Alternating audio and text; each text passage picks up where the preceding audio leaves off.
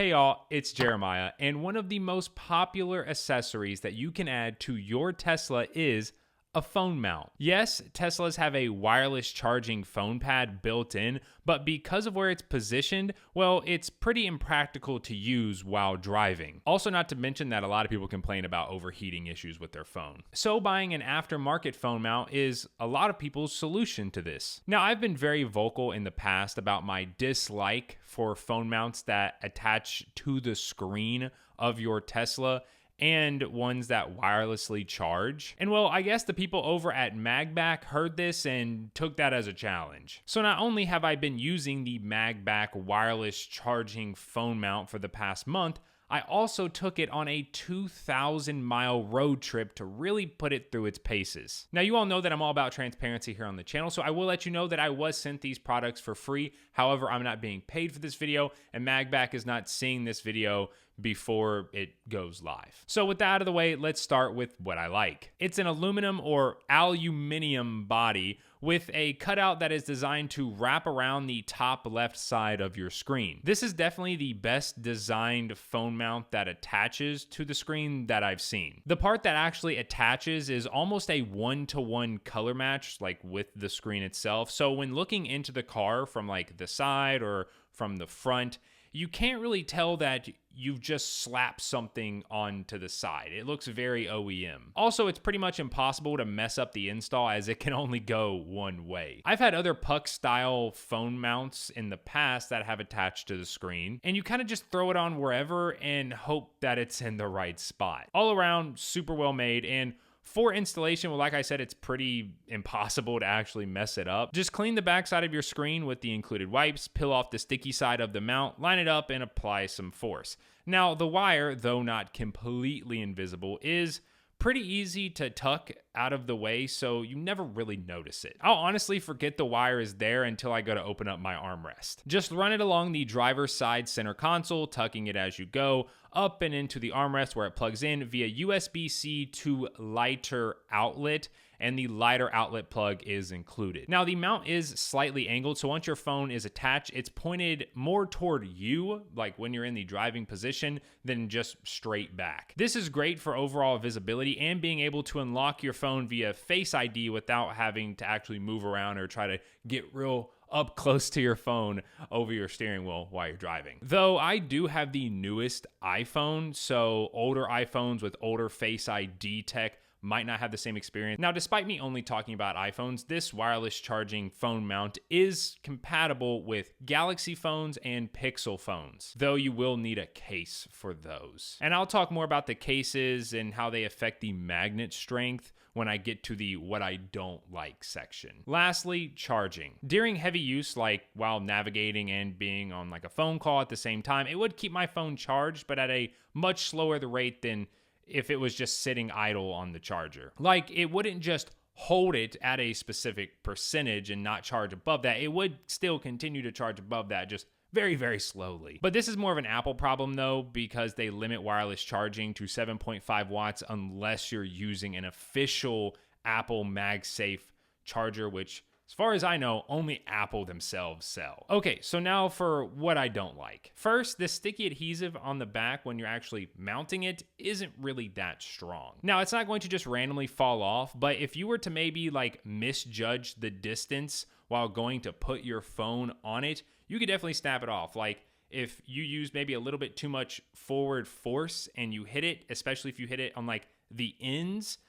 you could definitely snap it off. But I mean, after 2,000 miles, I never once had this happen or had this problem, but I thought I would mention it. I only know about it because, well, I have a rotating screen mount, as a lot of you all know, and I actually tried to rotate the screen with the charger. Like, instead of pushing on the screen, I pushed on the charger and it snapped off. Though my rotating screen mount does have quite a bit of tension required to actually rotate it so it doesn't move while I'm driving. But yeah, thankfully though, it went right back on with no problem. And I mean, I guess maybe this is a positive as well, because I've had those other phone mounts that go onto the back of your screen and they use some super crazy, I don't know, special super glue.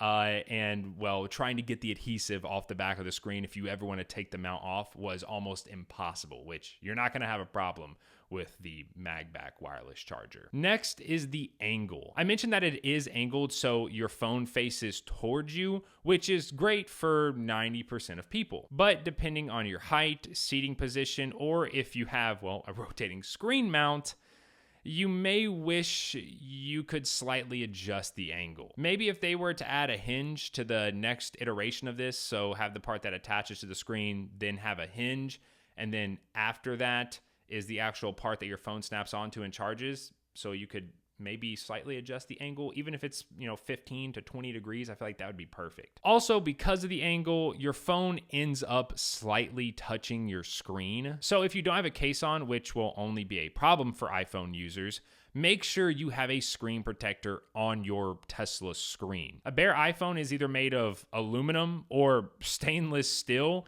and that rubbing against your screen, well, yeah. And then the final thing that I don't like, and this is definitely the biggest, the MagSafe strength when you're not using MagBack's official case. If you're using MagBack's official case, then the strength is God tier. Like, it's seriously, I mean, it is stuck on there. That thing's not going anywhere. But if you're not, well, the strength feels not that secure. If you have an actual MagSafe case, like one directly from Apple, it's not that bad. It's still not as good as the MagBack case though. But if your phone is naked, that's where it feels kind of sketchy. Now, just because I say that it feels sketchy and that it feels like it might fall off doesn't mean it will. Out of my 2,000 miles that I did on my road trip, the phone fell off once. And it wasn't even when I was on the interstate. It was after I had ended the first part of my trip, and I was somewhere in Orlando and I hit a massive pothole and then the phone fell off. Now, I mentioned the MagBack case and I do want to quickly mention them as well. If you do get the MagBack case, they come with these really cool magnetic strips. You can essentially put them anywhere that you might want to prop your phone up. Kitchen, bathroom, office, in front of your toilet.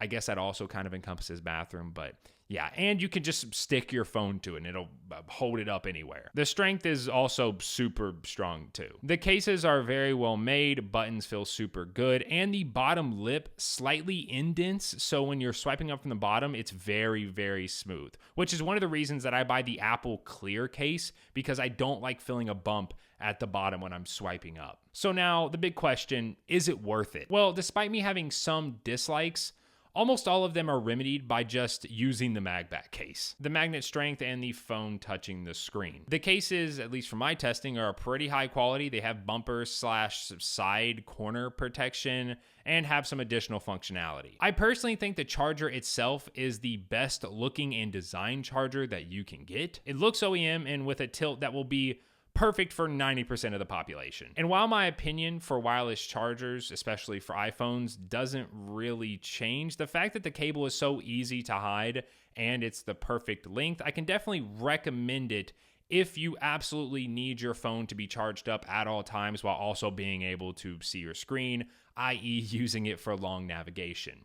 Something like Waze or something like that. If you're an iPhone, Galaxy, or Pixel user planning to order the charger with the case, you're going to be very happy. Like you are going to be very, very happy with your purchase. It's fantastic with the case. But if you're an iPhone user planning to order it without the case and just rely on the standard MagSafe on the back of your phone, or maybe even Apple's MagSafe cases, well, they have a 30-day return and full refund policy in case you don't end up liking it. Now, if you do decide to order anything from MagBack, I do have a way to save you some money. Just click the link down in the description, go on over to the website, and make sure you use code MyTesla15 off, all caps, and well, that will save you 15% off your entire order. I get a very, very tiny kickback, and it's a great way to support the channel if you appreciate honest reviews like this. Thank you all so much for watching. Drop a like if you enjoyed. Let me know your thoughts down below, and I will catch you all in the next one. Peace.